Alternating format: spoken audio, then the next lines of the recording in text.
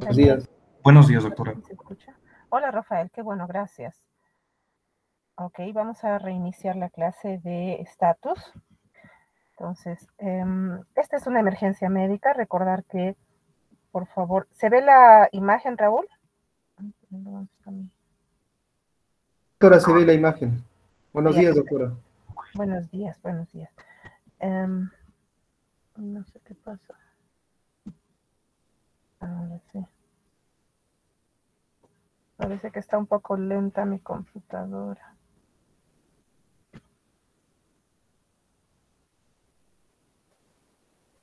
Entonces,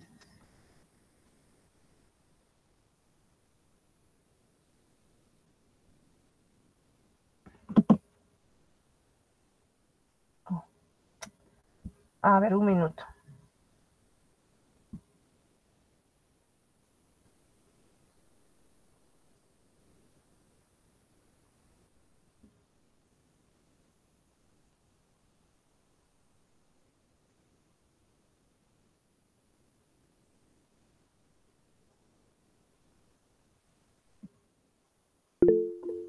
Ok, a ver, ahora espero que funcione. Bueno, imagino que se ve la imagen, ¿verdad?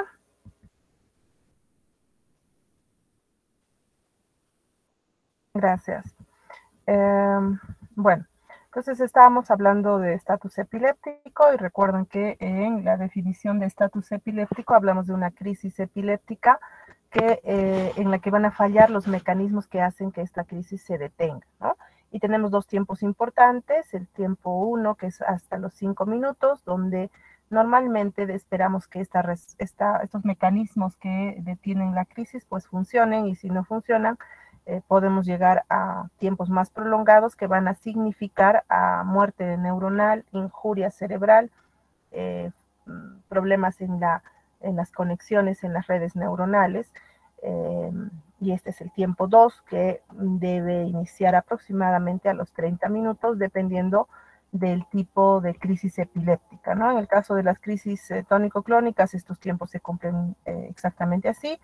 En otro tipo de crisis tenemos un poquito más de tiempo, ¿no? En las crisis focales serían a los 10 minutos y el tiempo 2, el T2 sería más allá de los 60 minutos, y en las de ausencias el tiempo T1 sería entre los 10 y 15 minutos, y no se sabe el tiempo en el que podrían empezar las consecuencias a largo plazo en este grupo de pacientes. Entonces, esto es muy importante. Estos tiempos son convencionales, por si acaso, son convenciones a las que se llega para tomarlas en cuenta en el momento de iniciar el tratamiento. Respecto a la clasificación diagnóstica, el ILAER recomienda la valoración de 4 ejes, ¿no? El primer eje, y es el más importante, es la semiología, es decir, la característica de la crisis epiléptica, ¿no? Igualmente nos dice si hay síntomas motores, ¿no? Los síntomas son motores, es una crisis motora de cualquier tipo, reitero, puede ser tónica, tónico-clónica, atónica, mioclónica, ¿no? Si los síntomas son prominentes, o algunos otros donde no necesariamente vamos a ver la convulsión clásica, ¿no? La convulsión tónico-clónica. La etiología en la emergencia tiene que determinarse lo más pronto posible, ¿no? Lo primero que vamos a decir es que conocemos la etiología o no, siendo el grupo de pacientes con epilepsia, con una etiología conocida, el grupo que nos va a interesar más, porque, bueno, no es que nos vaya a interesar más, sino que vamos a tener ya una posibilidad en el manejo en las siguientes horas. El electroencefalograma es parte básica ahora del diagnóstico, porque especialmente en condiciones en las que no existen síntomas motores, el electroencefalograma nos puede dar una confirmación directa, ¿no? Podemos objetivar, ver directamente en el electroencefalograma si existen descargas epilépticas, ¿no? Y las vamos a describir de acuerdo al patrón, a la morfología, la localización, ¿no? La duración y si es que hay algún factor asociado. La edad también es muy importante, el pronóstico también está en relación directa justo con la edad. Obviamente los dos extremos de la vida van a ser los de peor pronóstico, y el tiempo, ¿no? Que igualmente en estas edades va a actuar también de forma diferente. Ahora, la clasificación semiológica que propone el ILAE, nuevamente, si bien está aquí bastante extendida, es bastante sencilla. ¿Tiene síntomas motores o no los tiene? Si ustedes recuerdan eso es muy importante, me interesa que lo recuerden. Van a poder describir un estatus convulsivo, clásico, o un estatus no convulsivo, ¿no? Estatus epiléptico no convulsivo. En este estatus epiléptico no convulsivo, a veces, y esto por favor que no sea motivo de confusión, presten atención, podemos encontrar alguna actividad motora muy sutil, ¿no? Por ejemplo, a veces mioclonías o nistagmus, ¿no? O movimientos oculares muy sutiles, ¿no? Siendo actividades motoras, en este caso no son prominentes, por eso se clasifican así. Bueno, dentro de los síntomas motores, muy parecido a lo que hemos visto en epilepsias, en crisis epiléptica, vamos a hablar de la crisis o el estatus epiléptico convulsivo a la presentación clásica tónico-clónica. Tomar en cuenta esto, ¿ya? Convulsivo, crisis convulsiva, convulsión, estatus epiléptico, básicamente nos está refiriendo una crisis tónico-clónica. Reitero, no siempre ocurre esto, pueden ser las crisis de otras características, ¿no? Síntomas motores diversos, ¿no? Ver si es que es de inicio focal, si es de inicio generalizado, si tiene otro tipo de crisis motora, mioclónica, ¿no? Si las crisis involucran algún área puntual, por ejemplo, crisis oculogiras o crisis aversivas, ¿no? Que van a estar más focalizadas, descritas hacia un área en especial. Nuestro problema está en este grupo porque el reconocimiento de las crisis motoras, del estatus epiléptico motor, no es complejo. Estamos viendo la actividad motora, ¿no? En el caso de el estatus no convulsivo, ¿no? Hay algunas formas que involucran riesgo de vida para el paciente. Es decir, que si no reconocemos el estatus epiléptico en este paciente, incrementamos el riesgo de muerte por no atender, por no manejar un estatus convulsivo, ¿ya?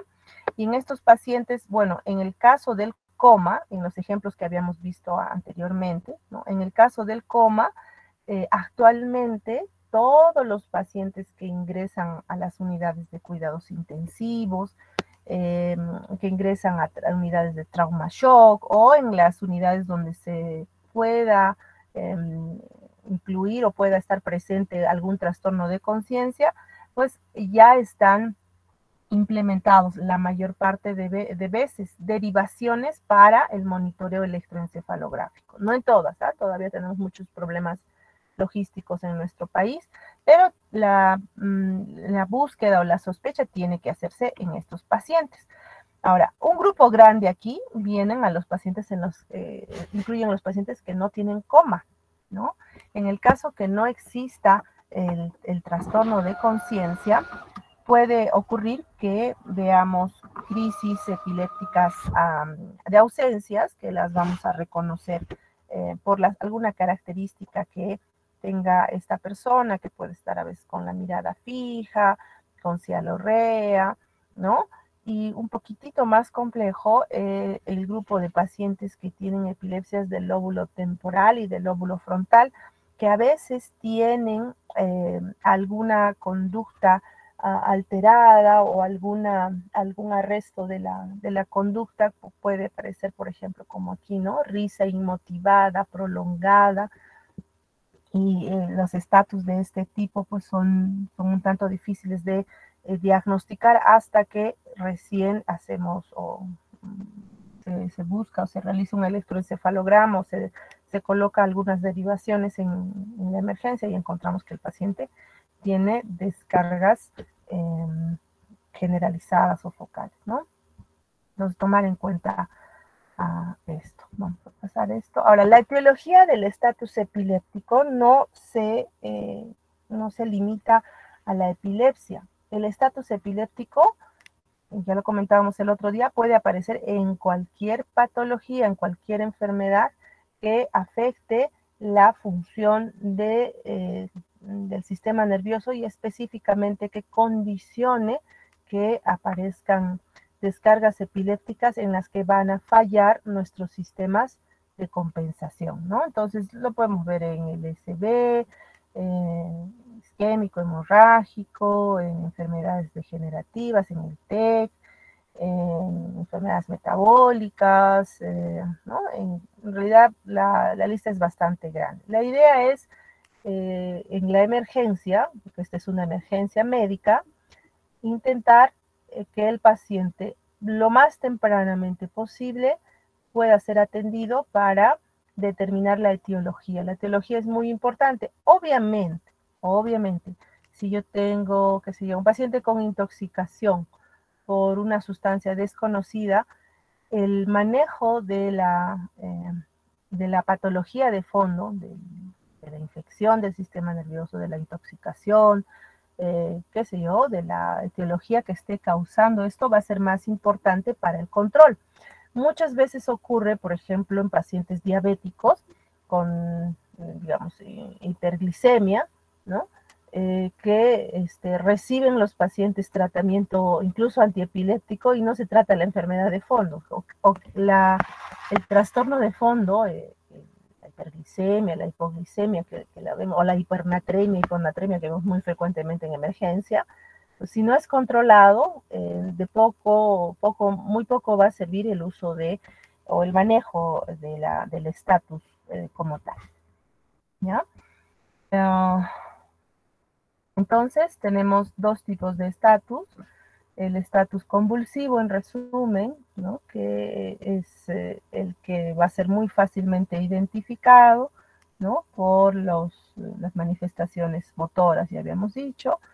En este va a haber deterioro del estado mental, generalmente coma, confusión, dependiendo de la intensidad también del componente motor, podemos encontrar alguna otra patología asociada, traumatismo, no es raro que vengan con lesiones secundarias a esta actividad motora, ¿no? Que se está presentando.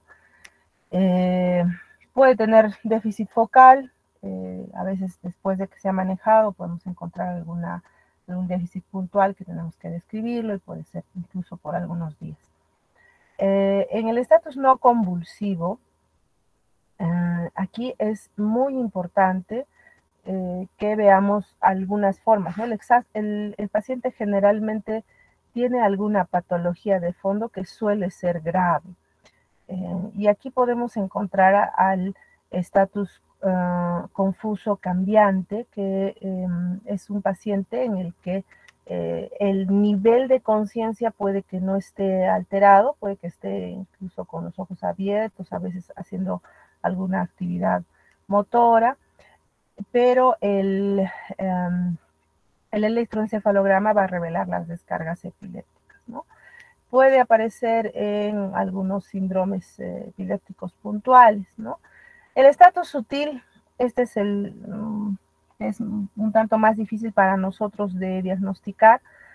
A veces presenta algún movimiento ocular, algunas mioclonías faciales, algún movimiento mioclónico en extremidades, es decir, la actividad motora o es mínima o no existe, ¿no? Los movimientos oculares también aquí son muy frecuentes de que sean descritos, como nistagmus, supraversión, oculogiria, etcétera. Y en general estos pacientes, en algunos casos todavía es muy frecuente que no se les conecte a un registro y si es que no vemos las descargas, pues es muy difícil, incluso para el neurólogo o para el médico con cierta experiencia, pues es muy difícil decir si está o no en estatus. Agregar que este paciente enfermo, agudamente enfermo, el paciente que está en coma, que está en UCI, por la causa que fuera, es muy frecuente que utilicen en el manejo de la enfermedad que estén tratando se utilice sedación y analgesia. Y esto por el hecho de que la ventilación mecánica requiere que el paciente esté pues sedado para que tolere la ventilación mecánica. Entonces esto puede alterar un tanto el registro del electroencefalograma si es que no se aprecia con cuidado, ¿no?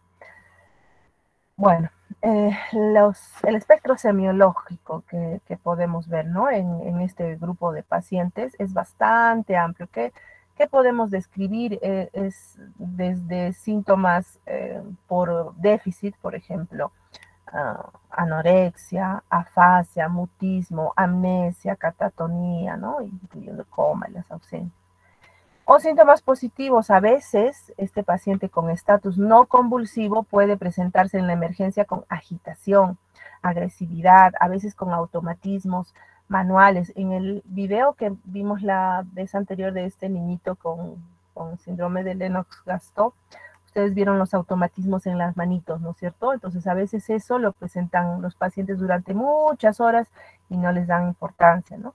Puede haber parpadeo, llanto, delirio, delusiones, en fin, psicosis, temblores, ¿no? Entonces, es muy frecuente que se puedan confundir muchos de estos síntomas, ¿no?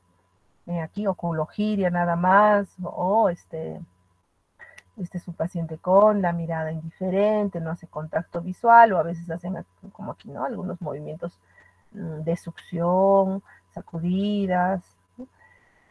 Y es hasta que conectamos el electro que vemos esto, ¿no? Que es monstruosidad, son descargas de puntas asociadas a ondas agudas y son continuas y son generalizadas, como estamos viendo acá.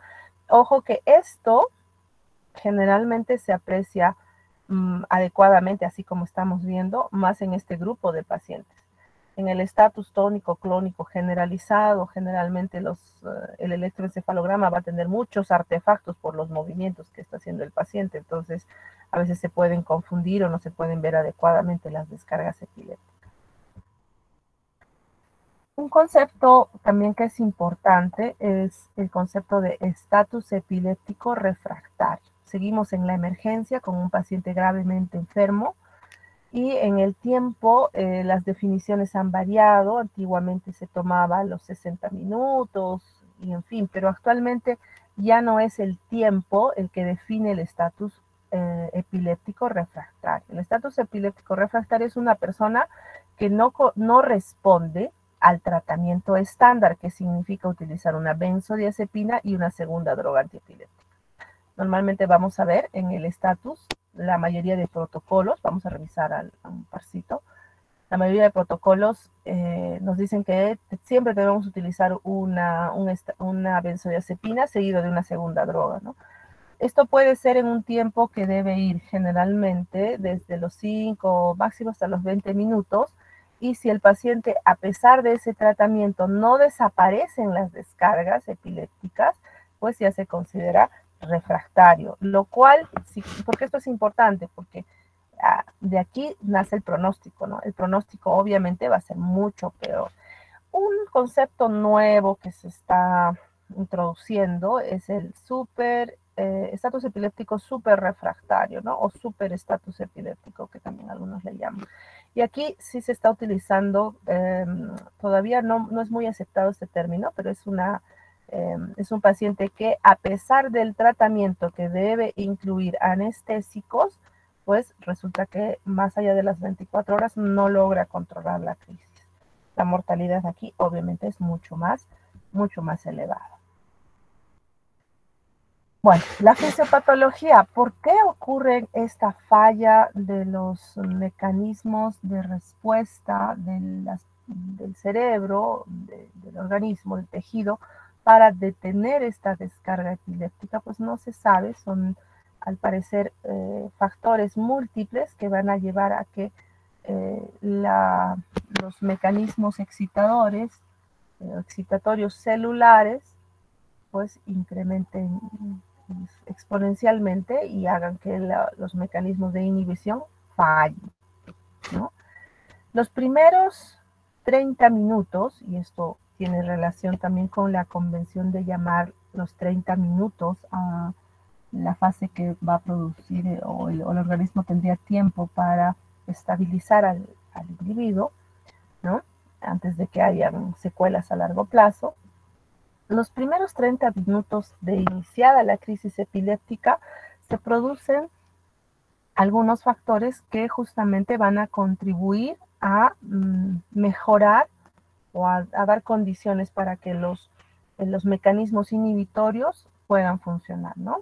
Dentro de estos están, miren, el incremento del flujo sanguíneo cerebral, ¿no? Hay mayor disponibilidad de oxígeno y nutrientes para que esa célula se estabilice, ¿no? Los requerimientos de energía, oxígeno y glucosa deben mejorar, ¿no? Hay incremento de la glucosa cerebral, hay incremento de catecolaminas sistémicas, ¿no? Esto en realidad en cualquier evento de estrés agudo puede ocurrir y en el sistema nervioso también. Hay incremento del output cardíaco, igualmente con la misma finalidad. Pero resulta que en general, independiente de la etiología, estos mecanismos suelen llevar después de este tiempo a una descompensación que generalmente la vamos a observar más allá de los 30 minutos. Miren, varios cambios van a ocurrir en el cerebro en este momento que pueden llevar o van a contribuir a la injuria cerebral. Uno de estos es la falla de la autorregulación. Esto significa que el paciente no va a poder responder con la cantidad suficiente de irrigación a áreas que sean necesarias. Va a haber consumo de glucosa, entonces entramos más bien a una fase de hipoglicemia, de hipoxia, de acidosis, trastornos metabólicos asociados originados en el cerebro, ¿ya? Puede haber hiponatremia, puede haber el síndrome de secreción inapropiada de la hormona tiroirética o del síndrome del cerebro perdedor de sal, que es bastante parecido también, ¿no? Y encontramos hiponatremia, hipohipercalemia, puede desatarse dependiendo o contribuyendo también a las etiologías la coagulación intravascular diseminada, la leucocitosis, a veces hipotensión, falla del output cardíaco después de los 30 minutos y si es que el componente motor es muy importante, pues la rabdomiólisis también produce con todas sus consecuencias secundarias a este cuadro, ¿no? Mioglobinuria, falla renal, etc. Entonces, hay un compromiso de la estabilidad cardiorrespiratoria, un trastorno electrolítico que tiene que ser manejado de inmediato, de preferencia en emergencia, ¿ya? En emergencia. La hipoxia, la hipoglicemia, la hipotensión arterial, la hipertermia, todo esto secundario generalmente a la injuria cerebral que está viendo, tiene que manejarse en este momento y no es raro que si no se ha logrado manejar el estatus, pues entremos en necrosis, entremos en falla sistémica y muerte, ¿no? Y muerte. Ahora, también sabemos que en forma fisiológica la respuesta inicial en el medio ambiente celular está dominada por una respuesta GABAérgica. Esto es interesante porque lo que se ha visto es que inicialmente, cuando la crisis está empezando, pues estos receptores GABA se expresan mucho mejor en la membrana neuronal. Pero pasado un tiempo que está cercano a los 30 minutos, dependiendo del área del cerebro, también esto no es exacto, pues resulta que esta neurona va a, digamos, engullir o van a introducirse estos receptores GABAérgicos al intracelular, de manera que ya no están disponibles en la superficie, y aumenta la expresión de receptores NMDA. Reitero, receptor NMDA es un tipo de receptor del glutamato, ¿ya? Miren esto, que es muy interesante para que ustedes entiendan que al inicio, cuando ustedes dan un tratamiento para un estatus epiléptico, nuestro objetivo inicial es justamente el GABA, los receptores GABA. ¿Se acuerdan? Hablábamos de benzodiazepinas. Las benzodiazepinas tienen acción sobre los receptores GABA, de aquí que siempre utilizamos una benzodiazepina al ingreso. Pero ¿qué pasa después, en las horas siguientes? Pues los receptores GABA ya no van a estar en la superficie y más bien se va a expresar los receptores glutamatérgicos, sobre todo este receptor, el NMDA, ¿no? Y que es un receptor de este neurotransmisor excitatorio, y al parecer este es uno de los hechos que condiciona la poca respuesta más allá de los 5 minutos y peor aún más allá de los 30 minutos de la crisis epiléptica. ¿Se entendió esto? Que luego lo vamos a mirar en un ratito, Raúl. Sí, doctora, que entre los 5 y 30 minutos los receptores GABA van a actuar y luego los NMDA con el glutamato. Así es, ¿ya? Entonces, por favor, que se entienda, inicialmente la neurona tiene una muy buena expresión de receptores GABAérgicos y pasado un tiempo, pues vamos a tener más bien mayor expresión de los receptores glutamatérgicos, como este, que es un tipo de receptor glutamatérgico, el receptor NMDA, ¿ya? Posteriormente, va a haber incapacidad de manejo del calcio intracelular. Recuerden, el calcio es un cofactor muy importante para la expresión de muchas proteínas, incluyendo neurotransmisores, ¿no? Hay posteriormente cambios en la expresión de los genes neuronales que van a condicionar la modulación o una diferencia en la expresión de los canales iónicos, de los receptores, en la membrana, del metabolismo celular, incluso también de la conectividad celular. Entonces se produce toda una falla del sistema celular propiamente dicho, que llevaría esto también al parecer a una toxicidad celular y también finalmente, lamentablemente, a la apoptosis. El tratamiento, en general, la mayor parte de esquemas de manejo del estatus epiléptico es bastante efectivo, ¿ya? Ustedes van a ver los esquemas que vamos a revisar. La mayor parte de pacientes, el 80% de pacientes, responde a terapia de primera línea. Terapia de primera línea, vamos a verlo en un ratito, es una benzodiazepina, ¿no? Y esto ocurre dentro de los 30 minutos de iniciada la crisis, ¿no? Lamentablemente, luego del tiempo, si el paciente, por ejemplo, llega, dice, a las 2 horas, más o menos esperamos una respuesta del 40%, es decir, el tratamiento convencional ya no va a funcionar mucho y esto está relacionado directamente con que los receptores de GABA pues entran al intracelular, ¿no? Se internaliza. Se ha visto esto especialmente aquí, ¿ya? Este es un corte del lóbulo temporal en la porción medial, o sea, del hipocampo, ¿ya? Del hipocampo, ahí están las áreas del hipocampo, y resulta que estas neuronas en estas áreas, que son las en las que más se ha hecho estudios, pues a largo plazo van a tener expresión genética alterada, un incremento de la arborización de las dendritas, y esto contribuye a la presencia de la crisis, ¿no? Vemos en estas células granulosas del giro dentado en el hipocampo. Esta diapositiva no me gusta, vamos a pasarla. Si el cuadro continúa, las lesiones que se van a ver especialmente van a afectar neuronas que tienen muchas conexiones, que tienen redes neuronales, que tienen sinapsis múltiples, y esto justamente ocurre en dos grupos de neuronas, ¿no? En el cerebelo, si ustedes recuerdan, cuando han visto o han hecho de repente en anatomía, han revisado las células de Purkinje, son células muy arborizadas, y se han revisado las neuronas también de la profundidad de la corteza cerebelosa. Esas neuronas se afectan, el hipocampo igualmente. Y para nosotros es mucho más riesgoso justamente que ocurra a este nivel un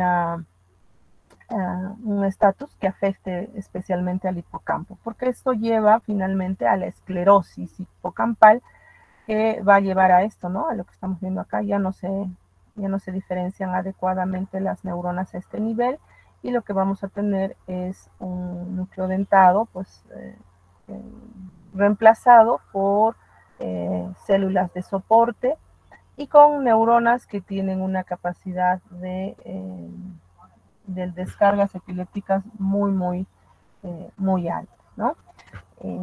Cuando tenemos un paciente con epilepsia de larga data, o un paciente con epilepsia o con estatus epiléptico prolongado, que a veces están días en las unidades de cuidados intensivos, no es raro que veamos esto, ¿no? Este es un corte aquí, ¿no? De la porción, aquí estamos en el lóbulo temporal, la porción medial del lóbulo temporal, ¿no? Se ve la gliosis. Hay algunas secuencias especiales que el neurólogo va a pedir, justamente buscando si es que hubiera compromiso de esta área cerebral. Bueno, otros mecanismos también van a participar en la injuria cerebral, la hipertermia, inicialmente por incremento de la demanda metabólica que existe en estas neuronas que están despolarizándose todo el tiempo. Puede haber expresión de un factor que se llama interleuquina 1, ¿no? Que es el pirógeno endógeno por excelencia, y vamos a tener fiebre, hipotensión, choque, ¿no? Hipoglicemia en la segunda fase, y luego también acidosis por incremento de la demanda metabólica. La acidosis también ocurre, ojo, en estas células, ¿no? Las células neuronales en especial. Hay pérdida neuronal, ¿no? Muerte celular programada, ¿no? Y ahora el pronóstico. El pronóstico es malo en general en estatus epiléptico. Hablamos de una mortalidad de 3% en niños y 30% en adultos. Eso es un pronóstico malísimo en el estatus convulsivo, ¿ya? Claro, está en relación a la etiología, la enfermedad que está causando este estatus. Si es un estatus de novo, ¿no? Nunca ha tenido estatus y es la primera vez, el pronóstico es peor. La edad avanzada también significa peor pronóstico. Si hay deterioro del nivel de conciencia, mucho más aún. El tiempo de la duración del estatus obviamente sí está en relación directa también. Si hay signos de focalización al inicio del cuadro, y las complicaciones médicas, ¿no? Que no son raras en estos pacientes. A veces incluso el origen del estatus puede ser una falla renal, hepática, y obviamente eso complica el pronóstico del paciente. Se ha visto la mortalidad al alta de 9-21% en algunas series, ¿no? Y la morbilidad, si es que el paciente sobrevive, pues suele asociarse a secuelas neurológicas graves, ¿no? Secuelas cognitivas, un deterioro de su estado funcional, de cualquier tipo. ¿Qué pasa en el estatus no convulsivo? Igualmente el pronóstico está en relación a la etiología, al deterioro del estado mental, al tiempo de duración de las crisis, ¿no? Su mortalidad bien es mucho mayor, 36% a los 30 minutos, si es que hemos pasado los 30 minutos, y 75% cuando llegamos a las 24 horas. En general al alta, miren, esta mortalidad va de 18 a 52%. Si somos pesimistas, como lo suelo ser yo, pues más o menos 1 de cada 2 pacientes probablemente va a fallecer en este grupo de estatus que no son controlados. ¿Y qué pasa en el refractario? Obviamente aquí el pronóstico es peor, ¿no? La mortalidad es mucho mayor, la posibilidad de regresar al basal es muy baja, y generalmente, ¿qué es lo que tenemos más allá de las 24 horas de un estatus epiléptico no controlado o un estatus refractario? Pues discapacidad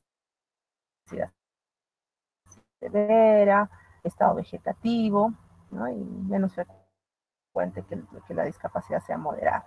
El factor pronóstico, nuevamente, aquí también es muy importante la edad, la etiología, ¿no? Y el tiempo de duración de la crisis.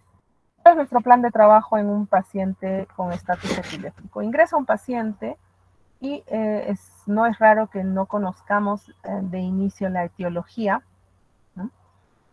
Entonces tenemos que plantear qué vamos a hacer en los siguientes minutos.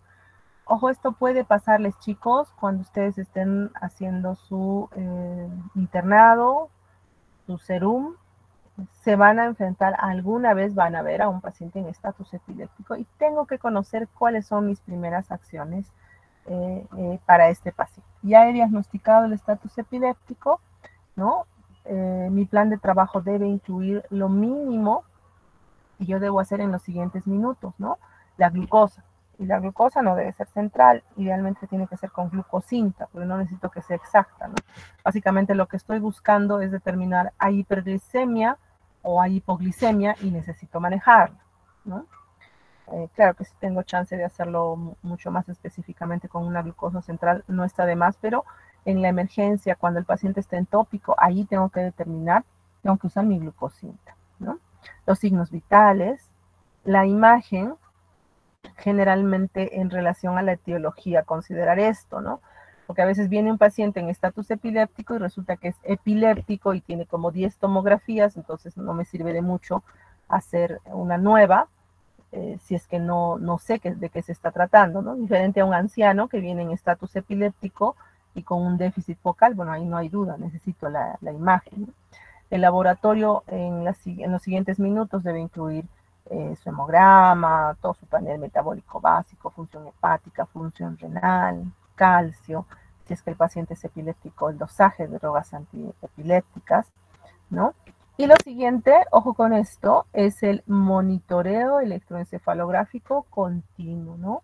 La recomendación es si es que está disponible, ¿no? Eso sería lo ideal, ¿no? Si es que está disponible, inmediatamente conectar al paciente para observar dos cosas, ¿no? Claro, necesitamos saber qué tipo de descargas son, como en este caso generalizadas o si son focales. Y lo siguiente que tenemos que saber es nuestra respuesta al tratamiento, porque es bastante interesante que apenas iniciamos el tratamiento, la respuesta suele ser muy buena en estos pacientes en los siguientes minutos de iniciado el cuadro. Ahora, dependiendo de la presentación clínica, dependiendo de la historia del paciente, podemos requerir pues resonancia, punción lumbar, estudio toxicológico o alguna otra prueba especial, ¿ya? Esto va a depender de la historia, obviamente, ¿ya? Bueno, en los siguientes minutos nos interesa que el paciente esté hemodinámicamente estable, ¿no? Valorar la estabilidad fisiológica. Si es que el paciente está en shock, manejaremos el shock. Si el paciente tiene problemas de vía respiratoria, el ABC o el CAB, como ustedes quieran, en cualquier orden, pues va a ser importante para disminuir el riesgo de injuria cerebral. Porque a veces muy bonito tratamos el estatus, pero no nos hemos fijado que el paciente tiene insuficiencia respiratoria, entonces no sirve de mucho porque estamos provocando injuria cerebral por no tratar al paciente, ¿no? Y recordar, y ya lo vamos a ver luego en el capítulo 5, ¿no? Que igual que en el infarto cerebral, aquí tiempo es cerebro, ¿no? Es que no tomamos acciones inmediatas, pues vamos a encontrar injuria.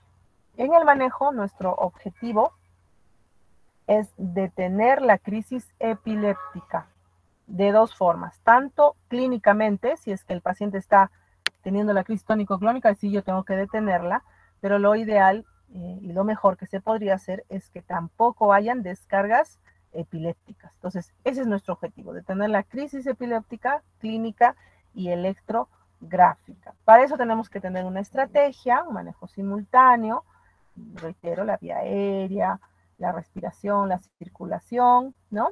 Lo siguiente es considerar una terapia abortiva, ¿ya? La terapia de emergencia, la terapia urgente, es una terapia que incluye una benzodiazepina. Vamos a ver qué nivel de evidencia tiene cada benzodiazepina. Lo siguiente es un screening para la etiología, que obviamente se basa en una buena historia clínica. Y si la hemos reconocido, bueno, hay que iniciar el tratamiento de las etiologías potencialmente peligrosas, ¿no? La meningitis, las infecciones, el TEC, la hemorragia cerebral, lo que fuera, ¿no? Muy probablemente va a requerir ingresar en los siguientes minutos a cuidados intensivos, cuidado crítico, muy probablemente requiera resucitación, ¿no? En los siguientes minutos, y todo esto tiene que estar previsto, ¿no? Tiene que haber un médico y una enfermera que sean capaces de determinar adecuadamente en forma temprana el manejo que se le da a este paciente. Entonces, este es un esquema se presentó en 2013 y es un esquema de manejo en los minutos. Como ustedes ven, aquí no habla de tiempos específicos, sino de un rango de tiempo en el que se deben realizar estas acciones, ¿no? En la protección de vía aérea tenemos un par de minutos, la intubación tenemos hasta 10 minutos, ¿no? Los signos vitales, un par de minutos. Si es que hay hipotensión, shock, tenemos hasta los 5 minutos para evaluar al paciente. La glicemia de inmediato, ¿no? Una vía intravenosa, resucitación con fluidos, y la benzodiazepina tenemos hasta los 5 minutos para aplicarlo, ¿ya? Ojo que muchas de estas, del manejo de estos problemas, pues pueden llevar a que ustedes de inmediato controlen la crisis, ¿ya? El manejo con fluidos y el manejo nutricional, es decir, sobre todo en alcohólicos, ¿no? Lo vemos algunas veces en pacientes que tienen hiperemesis, en las puérperas, en las gestantes primerizas. Es frecuente que a veces veamos estos vómitos frecuentes o estos déficits nutricionales que van a controlar la crisis epiléptica si es que ustedes los manejan de inmediato, ¿no? Y para eso lo que utilizamos es tiamina y dextrosa, ¿ya? O si, pues, es otra la etiología, es un epiléptico, que de repente no toma tratamiento, pues reiniciar una benzodiazepina y su droga antiepiléptica correspondiente, pues me va a controlar probablemente la mayor parte de la crisis, ¿ya? Entonces, una miradita aquí, viene el paciente, ya lo estabilicé hemodinámicamente, le hice su glicemia, no compruebo más cosas. ¿Qué hago? Lo siguiente, le coloco su benzodiazepina parenteral. Ya vamos a ver cuál. Pasado este tiempo, y miren ustedes, más allá de los 5 minutos, ¿no? Después de que se le ha dado su benzodiazepina, empieza el control urgente, ¿no? Este es el control de emergencia con la benzodiazepina y luego empieza el control urgente. ¿Y acá llamamos control urgente? A utilizar una droga antiepiléptica, una segunda droga antiepiléptica. La primera fue la benzodiazepina, esta es una segunda que va a detener las crisis, ¿ya? Generalmente en nuestro medio, para no irnos por las ramas, la droga que más utilizamos es la fenitoína, ¿no? La fenitoína, el fenobarbital, el ácido valproico también, pero la fenitoína sigue siendo la droga más utilizada. Y miren, después de esto recién hago mi examen neurológico detallado, ¿no? Buscando sobre todo, ¿qué cosa? Focalización, ¿no? Si es que hay algún evento intracraneal agudo. Por favor, esto es importante que lo entiendan, porque esto van a aplicarlo ustedes en los lugares donde vayan, ¿no? Pues yo encuentro un paciente con estatus epiléptico, no sé la etiología, no sé muy bien la causa, ¿no? Mi terapia inicial, después de la estabilización hemodinámica, debe incluir una benzodiazepina y luego, con un poquito más de paciencia, una segunda droga antiepiléptica. Ahora, en los siguientes minutos, en la siguiente hora, ¿qué vamos a ir haciendo? Pruebas de laboratorio, ¿no? Sobre gases arteriales, su hemograma, ¿no? Espero su hemograma en el siguiente cuarto de hora probablemente, la función renal, ¿no? Dependiendo del caso, la función hepática, ¿no? Yo estoy aplicando mi segunda droga antiepiléptica, tengo más o menos 10 minutos, generalmente llegamos a los 20 minutos aquí con mi terapia de control urgente, ¿no? ¿Y qué me ha pasado? Resulta que este paciente no respondió. Le reitero, con lo que hemos hablado antes de esto, más o menos el 80% de pacientes se estabilizan, Pero hay un 20% de pacientes que no va a responder, va a seguir con su crisis, ya sea motora o no motora, y aquí necesito manejar el estatus refractario. Ya habíamos dicho, estatus epiléptico refractario significa que el paciente no responde a una benzodiazepina y una primera droga antiepiléptica. Entonces, este ya es un paciente con estatus refractario y ahí mi estrategia es iniciar un tratamiento con generalmente o repetir la droga de control urgente, la segunda droga, o agregar una tercera droga, ¿no? En dosis adecuadas para detener la crisis epiléptica. ¿Ya? Vamos a ver también cuáles son las drogas que tienen nivel de evidencia. Bueno, paralelamente tengo que hacer el manejo de un paciente que requiere cuidados intensivos, ¿no? Colocar un catéter urinario, su electroencefalograma continuo, ¿no? Ampliar los estudios para buscar la etiología, imágenes, tomografía de resonancia, punción lumbar, dependiendo del caso. La presión intracerebral también tiene que ser manejada en los siguientes minutos. Esta es una propuesta de la Academia Americana de Neurología y la Asociación Americana o la Sociedad Americana de Epilepsia, ¿no? Que es una de los tratamientos más recomendados, tiene muy buen nivel de evidencia. Solo para que lo revisen y los interesados, ahí abajo está la referencia, ¿no? Muy parecido, estabilizar al paciente, hacer su monitoreo, medir el tiempo desde el inicio de sus crisis, proveer oxigenación, ¿no? Iniciar el monitoreo electrocardiográfico y electroencefalográfico, evaluar la glicemia, ¿no? Tener nuestra vía endovenosa y a los 5 minutos, ahí está, escogemos una benzodiazepina. Nivel de evidencia A, ¿ya? Nivel de evidencia A. ¿Qué significa? Que puedo hacer el estudio en la China, en África o en Perú, en Ocongate, y voy a encontrar que la evidencia de utilización de una benzodiazepina tiene o tiene los efectos esperados, ¿no? ¿Qué drogas utilizamos? Bueno, la mayoría de información americana ustedes van a encontrar con que el lorazepam tiene la mejor evidencia. Lamentablemente nuestra disponibilidad de esta droga es muy pobre en nuestro país, por eso seguimos utilizando el diazepam endovenoso.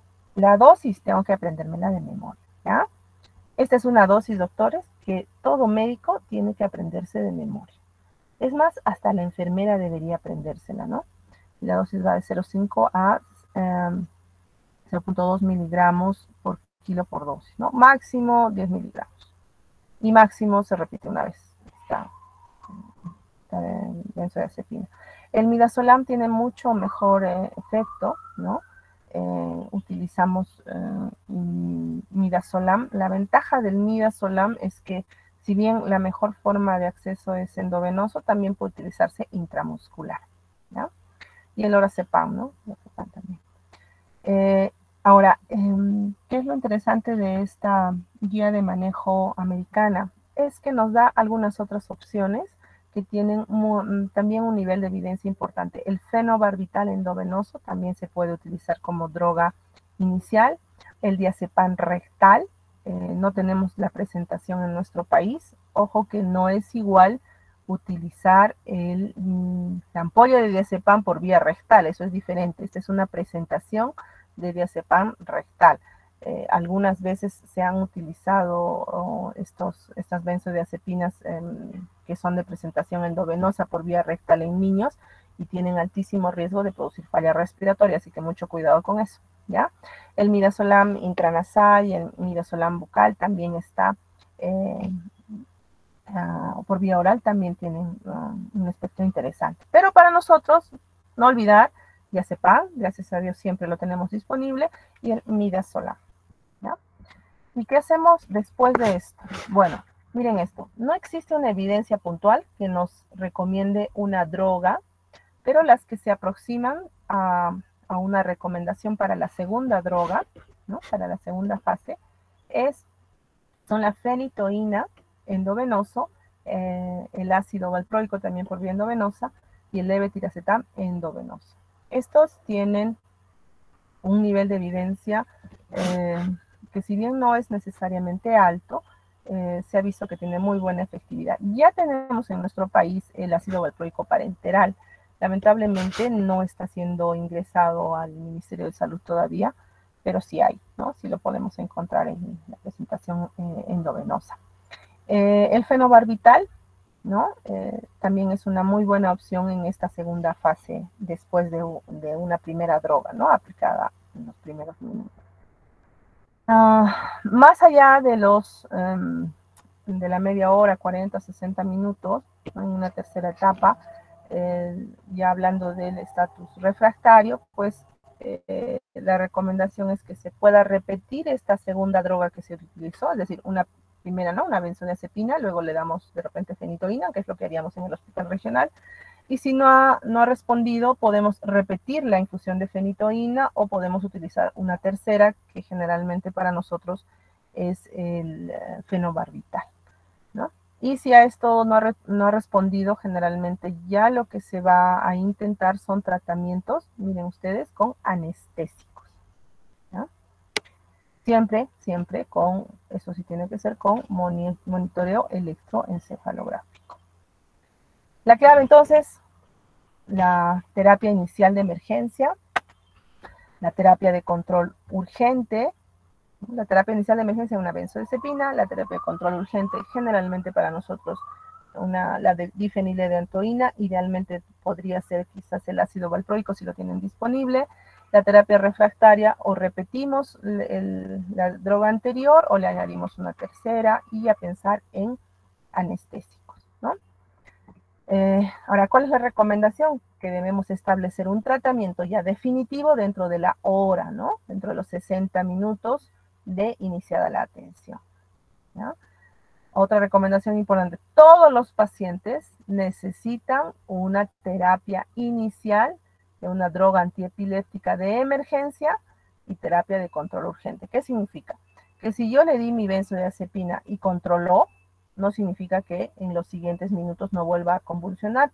Siempre necesito la segunda droga, ¿ya?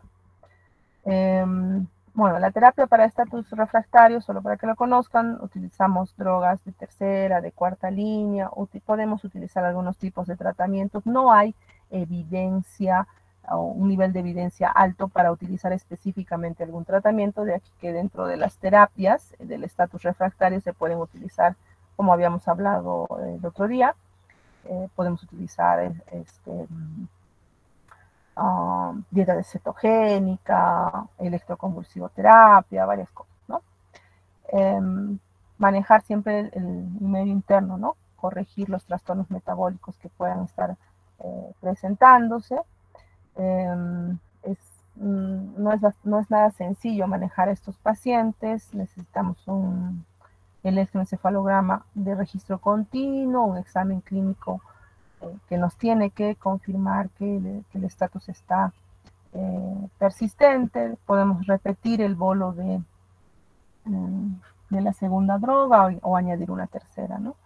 Y miren, el nivel de evidencia, si bien no es muy alto, las drogas que utilizamos muy frecuentemente, el midazolam en infusión, sobre todo en niñitos, muy fácil, más fácil de manejar, y los anestésicos, ¿no? Propofol, pentobarbital y otras drogas también que podemos incluir. Y ya la efectividad en general suele ser mucho menor, y habíamos dicho la mortalidad justamente por esto es bastante alta, ¿no? No hay un tiempo definido para determinar la seguridad del uso sobre todo de anestésicos, ¿no? Y en general no tenemos una estandarización para el manejo de estos pacientes, ¿no? El tiempo de las crisis, y miren ustedes las posibilidades, ¿no? Ojo, estamos hablando de series de casos nomás que se presentan, ¿no? No estamos hablando de otras drogas que tienen algún nivel de evidencia, ¿no? La ketamina, los corticoides, incluso la inmunoglobulina, ¿no? La estimulación del nervio vago, dieta cetogénica. Esto es interesante porque son mecanismos de acción que no están claros, ¿no? Electroconvulsivoterapia, por ejemplo, que se ha intentado más de una vez. La estimulación cerebral transcraneal y la cirugía también, ¿no? En algunos casos. Entonces, para terminar, el estatus requiere un manejo intensivo desde el ingreso, ¿no? Se debe considerar los 5 minutos como el tiempo para iniciar la terapia de emergencia, la benzodiazepina, ¿no? Hay que tratar de buscar siempre estatus no convulsivos, sobre todo en las unidades de cuidados intensivos, trauma shock, emergencia, siempre buscar signos sutiles, siempre examinar los ojos, siempre desnudar al paciente, buscar a veces alguna actividad motora no necesariamente tan evidente, ¿no? Las mioclonías a veces pueden ser muy sutiles, ¿no? Y bueno, reconocer también que el pronóstico no suele ser bueno. Tenemos alta mortalidad en este grupo de pacientes, independientemente de la etiología. Si tuvieran alguna pregunta, con mucho gusto, doctores, creo que podemos usar unos minutos todavía, si es que no tienen que. Rafael, cuéntame. Doctora, buenos días. Sí, tenía una duda, no tengo bien claro. ¿El tratamiento inicial con benzodiazepina se debe iniciar dentro de los primeros 5 minutos o luego de los 5 minutos? No, a los 5 minutos. A los 5 minutos. O sea, cuando hayas establecido el diagnóstico.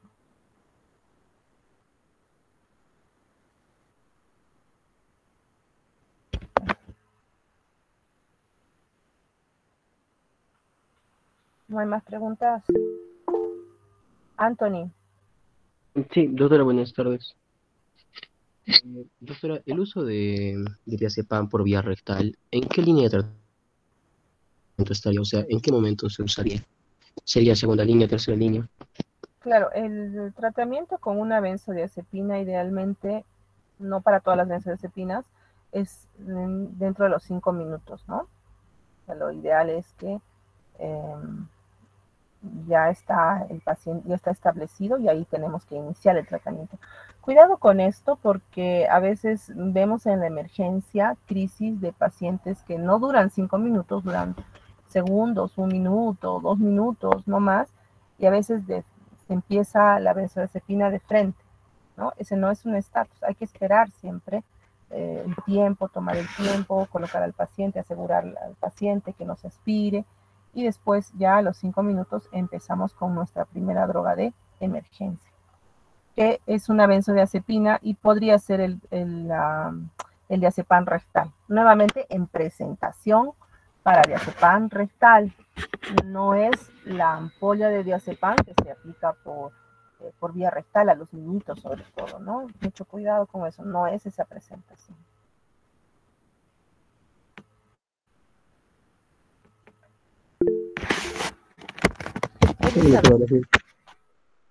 Doctorita, estoy entendiendo que primero vamos a esperar los 5 minutos, ¿no? Y luego se le va a dar un diazepam. Y después... No se trata de esperar, sino que, y eso muy claro, sí, vamos a iniciar con nuestra primera droga, los 5 minutos. Hablo de drogas, pero el manejo, reitero, inicial, tiene que ser la estabilización, ¿no? La presión, la vía aérea, la circulación, ver que el paciente no esté en shock, ¿no? Idealmente mínimamente una glicemia, ¿no? Una mucosilta, manejar, o sea, no, y recién a los 5 minutos vamos a iniciar nuestra benzodiazepina. Sí, doctora, en ese caso. Y después de eso, estaba indicando anteriormente que sí o sí debíamos darle 2 drogas, la fenitoína. Siguiente, ya, ¿y hay un intervalo de tiempo entre los 2 o...? Generalmente lo iniciamos de inmediato nosotros porque siempre se va a requerir una segunda droga, pero la guía de manejo dice que puedes empezarlo incluso a los 20, a los 40 minutos, ¿no? Dependiendo del caso, la segunda droga. Aquí el tiempo es muy importante. Es muy frecuente que con la benzodiazepina cesa la crisis, ¿no? Cesa la crisis y a veces postergamos un poco, pero lo ideal es empezar siempre esta segunda droga a pesar de que hayas controlado el estatus, ¿ya? La observación tuya es muy buena para que a todos se nos quede grabado de que yo le di la benzodiazepina, controló la crisis, ¿no? Y no significa que ahí me quedo, tengo que seguir con una segunda droga, que puede ser cualquiera de estas opciones, ¿no? Y reitero, nosotros lo que más utilizamos sigue siendo la fenitoína lamentablemente, porque el ácido valproico tiene un poquito mejor nivel de evidencia, ¿no? Gracias, doctora. Ok. Doctora, una consulta. Usted nos indicó de que el diazepam se debe dar de 0,5 miligramos o también de 0,2 o lo máximo a 10 miligramos, ¿no? ¿Qué pasaría si yo dosifico, o sea, la cantidad de dosificación es mucho más alta? ¿Habría algún problema? Mira, normalmente la recomendación es se puede repetir hasta una vez la dosis del diazepam y nos ocurre comúnmente en lugares alejados que no hay disponibilidad de otras drogas antiepilépticas, entonces a veces podemos repetir una dosis más. Aquí mucho cuidado con dos cosas que de repente no las he mencionado, pero que me imagino que sí las saben. Es que las benzodiazepinas tienen potencial depresor incluso del centro respiratorio. Entonces, si yo me excedo con las dosis, y sí me ha pasado barbaridades que a veces traen al paciente de la periferia con 5 ampollas de diazepam, ¿no? Y ojo, este es un riesgo muy alto, entonces tienen que tener cuidado. Si estamos en un medio hospitalario, en un medio donde hay una segunda droga antiepiléptica, y eso tenemos que asegurarnos de trabajar. Un médico no puede trabajar pues, en un lugar donde no haya mínimamente 2 drogas antiepilépticas, ¿no? Entonces, si yo estoy en un medio hospitalario después de la benzodiazepina y no ha habido control de crisis, yo tengo que iniciar una segunda droga, ¿ya? Cualquiera de las que ustedes gusten. Hay, como están viendo, nuestras opciones en Perú. Básicamente nuestra opción sigue siendo la fenitoína porque no tenemos en la farmacopea del Ministerio de Salud todavía el endovenoso, pero sí hay en los privados, ¿no? Entonces el ácido valproico tiene mucha mejor respuesta y vamos a iniciar siempre esta segunda droga, pero trata de no excederte con la dosis de la benzodiazepina, ¿ya? Bueno, Doctora, chicos, me preguntan, ¿es necesario administrar la nitoína y el diazepam por diferentes vías, o sea, por diferentes brazos? buena pregunta. La fenitoína, recordar, eh, para que no precipite, no utilizar dextrosa en esa vía, siempre diluirla, monitorear el tiempo de la velocidad de infusión, ¿no? Generalmente 20-30 minutos tiene que haber pasado la infusión. Sí, de preferencia sí, el diazepam es canalizado casi directamente y se pasa muy rápido por una segunda vía, ¿no? Nuestro problema suele ser más la dilución de la fenitoína en la mayoría de los casos. No olvidarse que con la dextrosa la fenitoína suele precipitar. Ahora este problema no lo tenemos con la fosfenitoína, que lamentablemente no tenemos en nuestro medio, ¿no?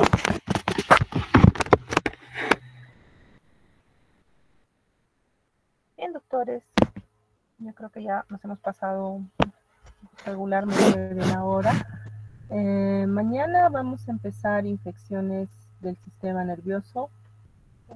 Les agradeceré que lean un poquito sobre la inmunidad del sistema nervioso, ¿ya? La respuesta del sistema nervioso a las infecciones. Eso sería todo por hoy. Cuídense, nos vemos mañana. Está bien, doctora, gracias. Que tenga buen día. Hasta mañana. Buen día. Gracias, doctora. Gracias, doctora.